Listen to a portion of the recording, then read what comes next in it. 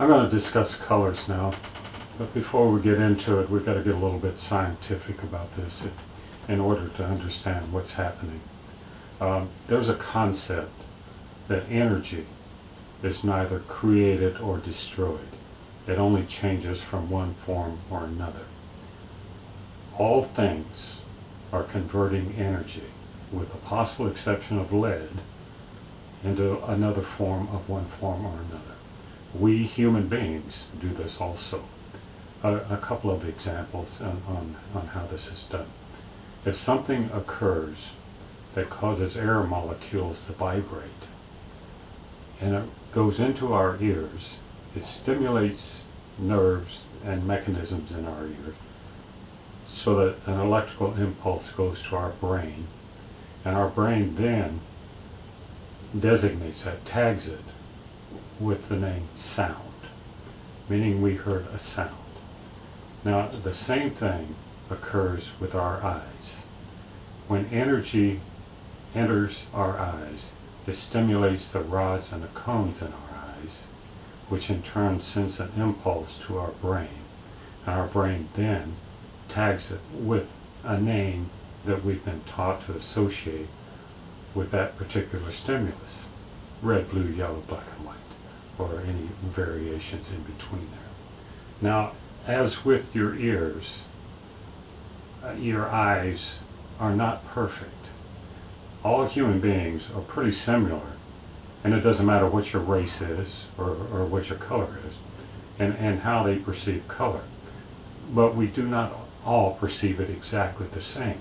You can go to the extremes. There are people who are colorblind, and there are people who can see colors much better than other people.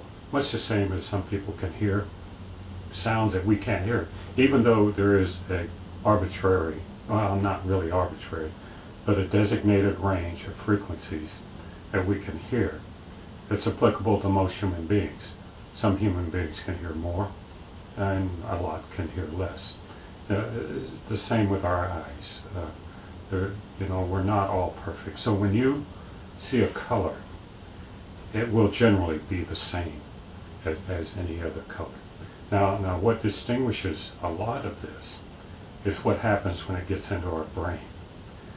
When we bring it back out into the colors that we put on paper, it very well is different. Our brain interprets those signals differently depending on our training and what we've done. Now, first I want to discuss black and white.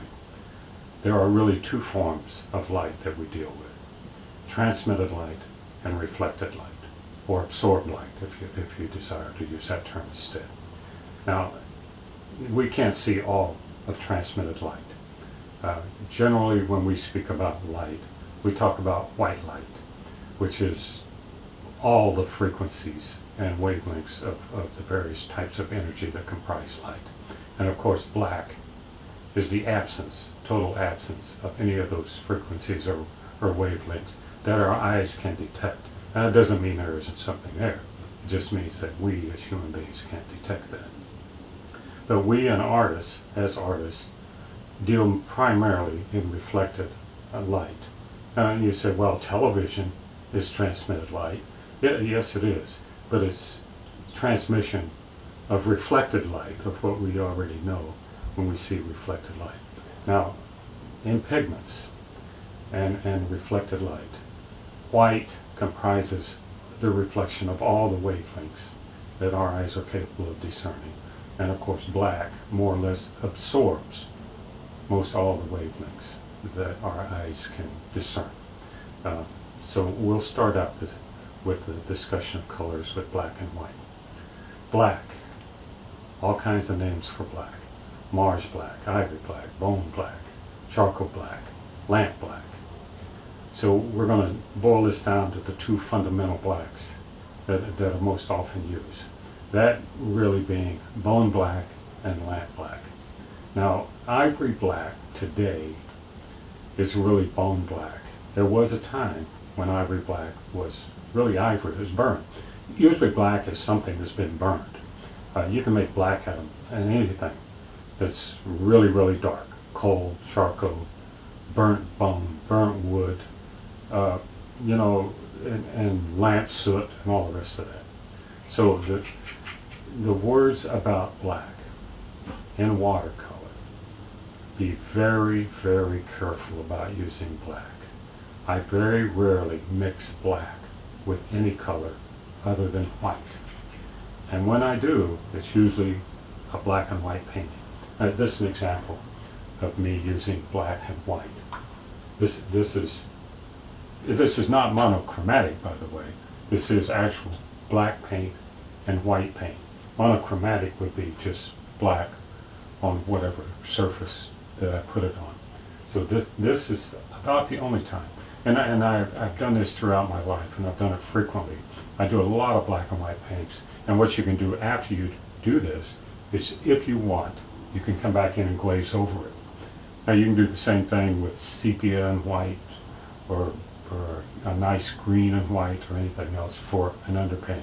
This was done a lot in the past.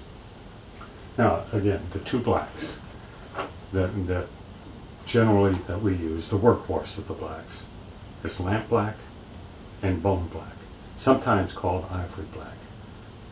Be very careful in using these. It really does not, if you have the opportunity to use something other than black, use it. I only paint black things that are really and truly black. Don't use it for shadows, and stay away from mixing it. Now, I'll talk about white. There are really fundamentally three types of white. There is titanium white, there is flake white, and there is zinc white. Now, flake white used to be called lead white. And it's obvious why you don't see a lot of that around. You can still find it. When the concern came about lead being in paint, and since artists are typically secondary to the paint industry, meaning we just sort of like a stepchild, most of the lead in white paint went away. Now lead or flake white, very opaque, and it works well in covering things up. And it was replaced by titanium white. Titanium white is very opaque, and that's what you want to paint over with. And zinc white is typically more transparent than titanium white is. Now you're going to find all kinds of names for white too: Chinese white, mixing white, and you know, zinc white, all these things. But fundamentally, you have the three that I just discussed. Now, how I use white. A lot of watercolor people will stay completely away from white, and they'll say save the whites of your paper. If you can, you should do that. If you can leave the white of the paper there, it looks pretty good. But remember now that white paper is really not white. It's more of a cream color, unless you get one of the really ones that are pure white, you know, that have been worked on to make them really white. I don't abuse my paper anymore. I don't scrape out whites. I will paint in with whites. At one time, I subscribed to the philosophy not to use white. I use it a lot now, and I use it for mainly by itself. Every once in a while, I'll mix it with other colors, but I'll use the zinc white for mixing. And when I have to highlight something, I'll use the titanium white. They say, okay, the whites dull the painting. Well, that's simply because it has a matte finish to it. And you can get around that too. You put a little bit more gum arabic in it, and that makes it nice and glossy.